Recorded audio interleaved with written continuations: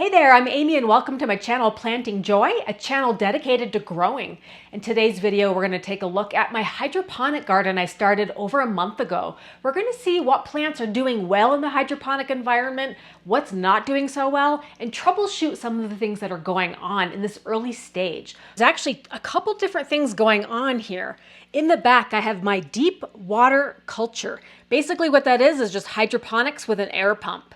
So the air pump oxygenates the roots. And my experiment with the DWC system was to put already hydroponic plants into place to see if they would still continue to grow.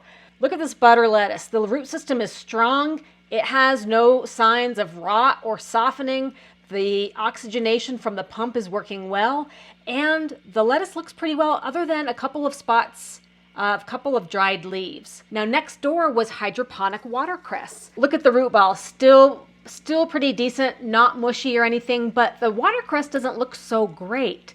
I think this needs a good pruning, and it's possible that the watercress was already at maturity. But these were just experiments to see if it would work to throw grocery store hydroponic vegetables into a deep water culture to see if it could keep them growing. This middle one is a romaine lettuce stub that came from leftover dinner, and we have a little bit of a central sprout right there. So a little bit of new growth coming from this romaine stub, but no real roots forming, but it just seems to be absorbing enough water directly. So kind of a fun experiment. I think what I'm gonna do is trim that. So, all right, we'll get back to that.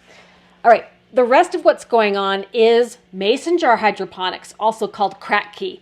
And there's a couple different things here I want to point out. So the rest of my hydroponic garden is the mason jar setup. So with the mason jar, you don't have an air pump. Instead, you provide a gap of air between where the feed is and where the roots are. So not all of the roots are immersed in the liquid. That's really important. Otherwise, you're going to get yellowing of the leaves and possible rot. This is a moringa tree. Seed came with a supplement packet. It's very nutritious, but this is an example of a very healthy root system. It's firm, it's branched out, it's vigorous. This is ultimately what you're looking for in a hydroponic setting, is these healthy roots.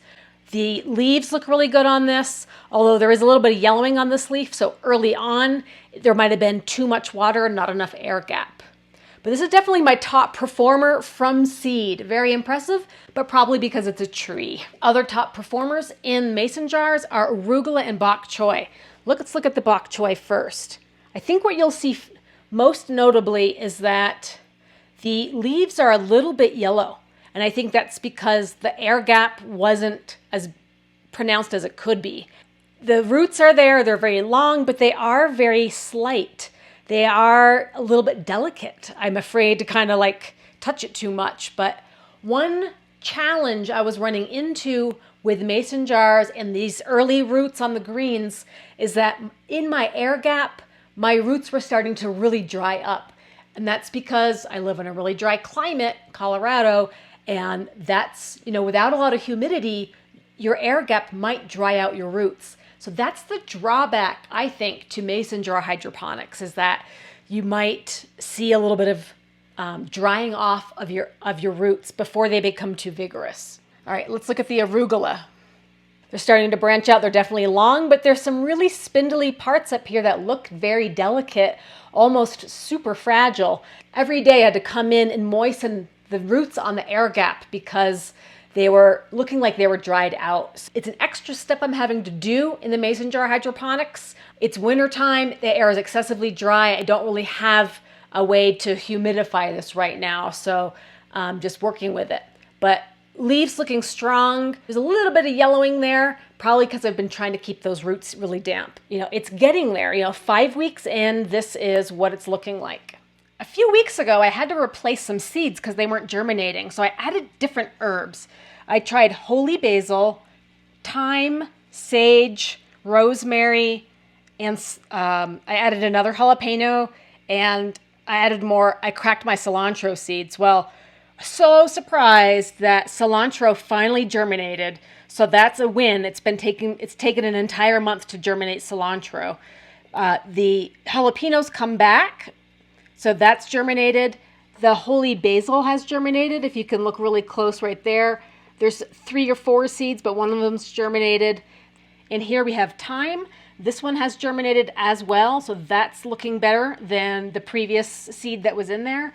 And the sage has germinated, so that one I'm excited about. Interestingly, the second moringa seed has not germinated. So although this is the top performer, the sister one did not germinate, but we'll just leave it in there, see if it does. One herb that did not germinate was rosemary, but I did read where that it might require cold stratification, so that might be one to try and germinate using my winter sowing method. And this is a fun experiment. This is a rose stem that came from Valentine's Day, and in the past month it's been in a vase. The flower died off, but I noticed there was some leaf growth, so I just decided, hey, maybe I'll just stick it in the hydroponics and see what happens. So, you know, there's a couple of spots where there's a little bit of new growth. I don't know, will it flower again? We'll see, just an experiment. This arugula doesn't look great. It's got some brown spots. It's looking a little bit yellow, but let's look at the root system. And this is an example of what I was talking about. The roots can be very long, but when you kind of get up to where the air gap is, they get really dried out. And I was having to moisten it quite a bit to keep it from getting super dry.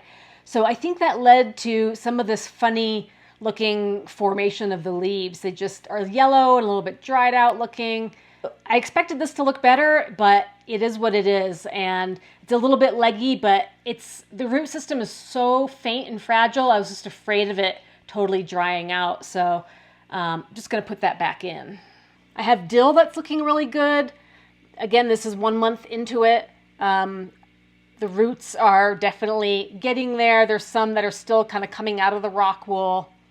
It was a little bit leggy, so I had to tuck it into the rock wool to keep it upright. And this is an additional romaine lettuce. There's no roots coming out of the rock wool yet, so that's just gonna have to stay moist until it does. But overall, I'm pretty happy. Only 2 seeds that did not germinate, the moringa number 2 and the rosemary. So this is my hydroponic grow 5 weeks after I got it started. And honestly, I'm a little disappointed with how it's turned out, only because I was expecting everything to be twice the size of what it is. And I do realize I had to start over on half a dozen of my herbs because a lot of them didn't sprout the first time around. It does explain why some things are tiny sprouts still. Really, I was expecting more out of the bok choy and the arugula. I realize I'm battling my own challenges with my environment. In Colorado in the winter, the humidity is very low. So I struggle between the balance of not having my root gap dry out, but then keeping it in the nutrient and then having things turn yellow. So you can see that in my setup. Some things have yellowing because I've been trying to keep those roots from drying out and not being able to achieve that successful root gap. Although I haven't lost anything, and that's a plus. Even though roots can dry out, nothing has died off yet. So there's definitely hope going forward. I expect the sprouts for the sage, the thyme, the basil, and the cilantro, and the jalapeno to take off. And then for my top performer, well, as this outgrows its current environment, I'd be curious to see how this does in a larger hydroponic setting. And that might be my next experiment, is trying out one of those 5-gallon buckets to see how that does for plants as they mature and grow larger, maybe larger than what a mason jar is appropriate for. Right now, because I'm battling the yellowing, I think what I'm gonna do is move my leafy greens over into the DWC so they get constant oxygenation and the roots stay all submerged. And I would say that probably for dry, low humidity environments, a DWC system with an air pump might be the better choice for you, as air gaps might dry out those tiny, tiny roots as they start to form. But we still have several weeks to go until our greenhouse is built, and I'll probably continue hydroponics even in the greenhouse to have a nice comparison to see how they do compared to soil. If you haven't started a hydroponic grow yet and you're curious, definitely check out my 2 videos here about doing hydroponics on a budget, getting started with the mason jars or a DWC system for less than $50. Definitely a great, easy beginner way to get in. You can definitely get results like this or even better, and without having to purchase the expensive hydroponic equipment. I'd love to hear from you. If you've already started your hydroponic setup, what is doing well? Do you have a top performer or an underperformer? Leave me a note in the comments. And here's to healthy growing.